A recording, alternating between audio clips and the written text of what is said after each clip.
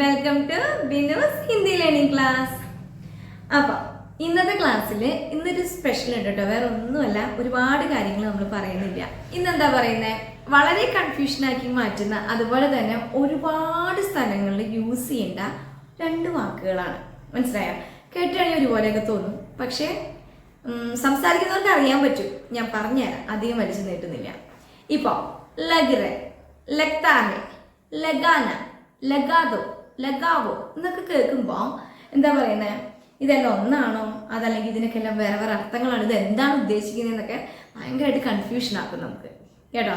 എനിക്കും അങ്ങനെയൊക്കെ ഉണ്ടായിട്ടുണ്ട്. അതുകൊണ്ടാണ് ഇതൊരു സ്പെഷ്യലായിട്ട് ഒരു സെപ്പറേറ്റ് ക്ലാസ് ആയിട്ട് ഞാൻ നിങ്ങൾക്ക് കൊണ്ടുവന്നത്.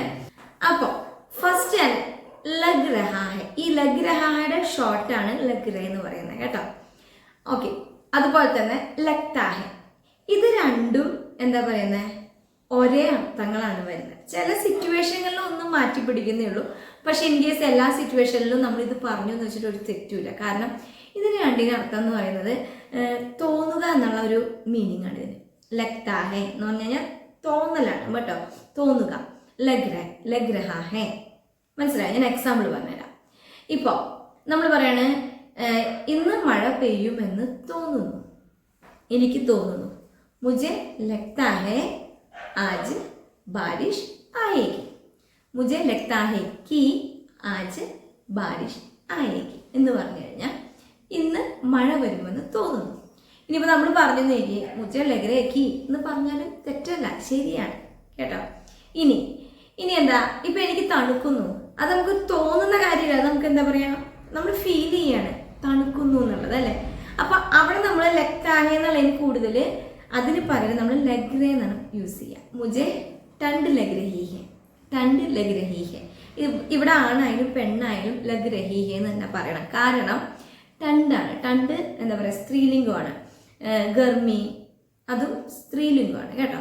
അതുകൊണ്ട് എന്താ പറയുന്നത്, മുझे ठंड लग रही है എന്ന് ഉദ്ദേശിക്കുന്നത് എനിക്ക് തണുക്കുന്നു. അത് നമുക്കൊരു തോന്നലല്ല അല്ലേ, നമ്മുടെ ഒരു ഫീലിംഗ് ആണ്.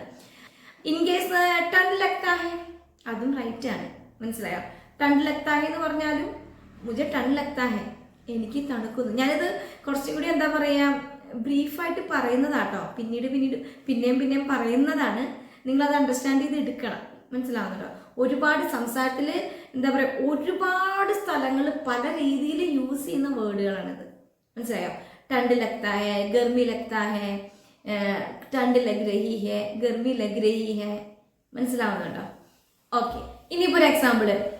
ഇന്ന് അവൻ എനിക്ക് തോന്നുന്നു ഇന്ന് അവൻ നേരത്തെ വരുമെന്ന്, മനസ്സിലായോ? അതെങ്ങനെ പറയണേ, മുझे लगता है कि आज वो जल्दी आएगा.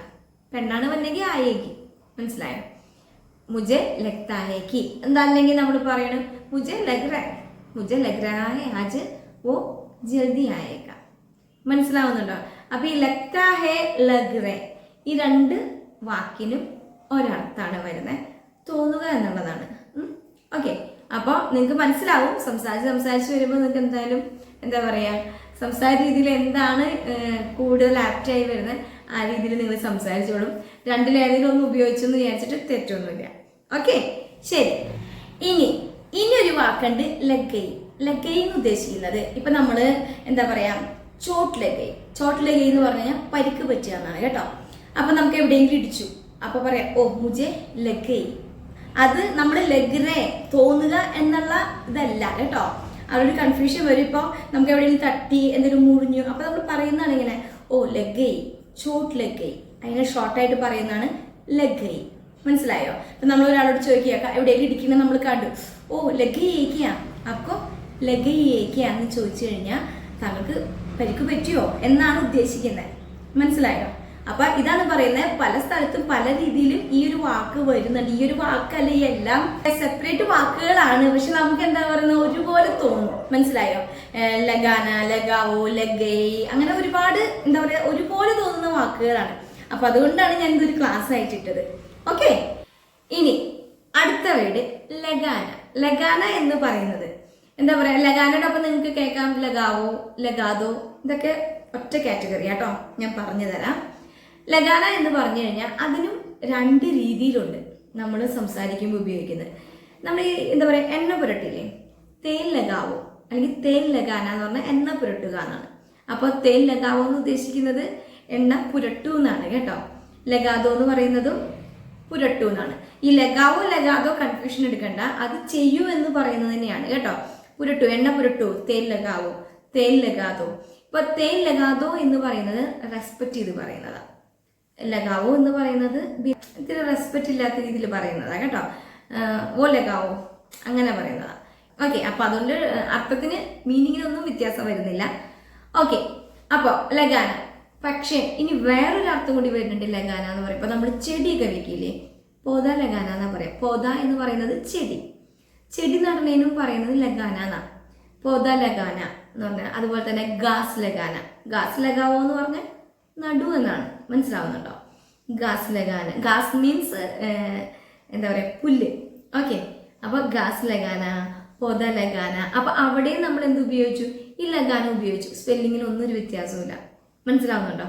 ഓക്കെ, ഇനി നമുക്ക് കുറച്ച് എക്സാമ്പിൾസ് നോക്കാം. ഫസ്റ്റ് ഞാൻ പറഞ്ഞു തേൻ ലഗാന. ഇപ്പൊ നമ്മൾ തലയിൽ എണ്ണ ഇടുന്നതിന് പറയുന്നത് തേൻ ലഗാന എന്നാണ് കേട്ടോ. അപ്പൊ തേൻ ലഗാവോ എന്നാണെങ്കിൽ എണ്ണ ഇടും, ലഗാദോ എന്നാണെങ്കിൽ കുറച്ച് റെസ്പെക്റ്റോടുകൂടി പറഞ്ഞു, അത്രേ ഉള്ളൂ കേട്ടോ. ഇനി നമ്മളിപ്പോ നെക്സ്റ്റ് ഒരു സിറ്റുവേഷൻ ആണ്. നമ്മൾ എന്താ പറയാ, വീടിന്റെ താക്കോല് താഴിടില്ലേ, താല ലഗാവോ എന്ന് പറഞ്ഞു കഴിഞ്ഞാൽ എന്താ പറയാ, താഴ്ത്തു കൂട്ടുന്നതിനെ പറയണേ കേട്ടോ. സിറ്റുവേഷൻസ് മാറുന്ന കേട്ടോ. താല ലഗാവോ അല്ലെങ്കിൽ താല ലഗാതോ എന്ന് പറഞ്ഞു കഴിഞ്ഞാൽ എന്താ പറയാ, താഴ്ത്തു പൂട്ടാനാണ്, മനസ്സിലായോ? ഇനിയിപ്പോ പറയാണ് നമ്മളൊരു കാറിന് പുതിയ ടയർ ഇടാൻ പറയാണ്. കാർമേ നയ ടയർ ലഗാവോ എന്ന് പറഞ്ഞു കഴിഞ്ഞാൽ, ലഗാദോ എന്ന് പറഞ്ഞു കഴിഞ്ഞാൽ എന്താ പറയുന്നത്, കാറിൽ ടയർ ഇടാനാണ്. അപ്പൊ അവിടെ സിറ്റുവേഷൻ മാറിയല്ലോ. ഈ ലഗാവോ എവിടെയൊക്കെയാണ് ഉപയോഗിക്കുന്നതെന്നാണ് ഞാൻ പറഞ്ഞത് കേട്ടോ. അപ്പൊ എവിടെയൊക്കെ നമ്മൾ ചെയ്തു? എണ്ണ പുരട്ടാനായിട്ട് ഒരു ലഗാന പറഞ്ഞു അല്ലേ, അതുപോലെ തന്നെ തല ലഗാന പറഞ്ഞു അല്ലേ, അതുപോലെ തന്നെ ടയർ. അപ്പൊ പല പല സിറ്റുവേഷൻസിൽ. ഇനി നമ്മൾ പഴയ ക്ലാസ്സിലൊക്കെ പഠിപ്പിച്ചിട്ടുണ്ട് അല്ലെ, ജാഡു ലഗാന, പോച്ച ലഗാന. എന്തായിരുന്നു? അടിച്ചു വാര അല്ലെ. ജാഡു ലഗാന എന്ന് പറയുന്നത് അടിച്ചു വാരുന്ന തന്നെയാണ്. അതുപോലെ തന്നെ പോച്ച ലഗാന എന്ന് പറയുന്നത് തുടക്കുന്ന തന്നെയാണ്. അപ്പൊ അവിടെയും നമ്മൾ ഈ ലഗാന മുമ്പേ പഠിച്ചിട്ടുണ്ട്, പക്ഷെ ആർക്കും അത് ക്ലിക്ക് ആയിട്ടുണ്ടാവില്ല അല്ലെ. അതുകൊണ്ടാണ് ഈ ലഗാനയ്ക്ക് വേണ്ടി മാത്രം ഒരു സ്പെഷ്യൽ ക്ലാസ് ഞാൻ ഇട്ടത്, മനസ്സിലായോ? കാരണം നമ്മളതൊരു എന്താ പറയാ, സെന്റൻസിലൂടെ പറഞ്ഞു പോയി കഴിഞ്ഞാൽ അത് അത്രയും ക്യാച്ചായിട്ട് വരത്തില്ല. കാരണം ഇത് ഒരുപാട് കാര്യങ്ങൾ ഒരുപാട് സിറ്റുവേഷൻസിൽ മാറി മാറി ഉപയോഗിക്കുന്ന ഒരു വേർഡാണ്. അപ്പോൾ എന്താ പറയാ, കൺഫ്യൂഷൻ ആവണ്ട, വലിയ കൺഫ്യൂഷനുള്ള കാര്യമൊന്നുമല്ല. നമുക്ക് വളരെ എളുപ്പമാണ്. ഈ ഒരു വേർഡ് കൊണ്ട് ഒരുപാട് സ്ഥലത്ത് നമുക്ക് സംസാരിക്കാൻ പറ്റും എന്നാണ് പറഞ്ഞു വരുന്നത്, മനസ്സിലായോ? അപ്പൊ എന്താ ഇന്ന് പഠിച്ച എന്തൊക്കെയായിരുന്നു?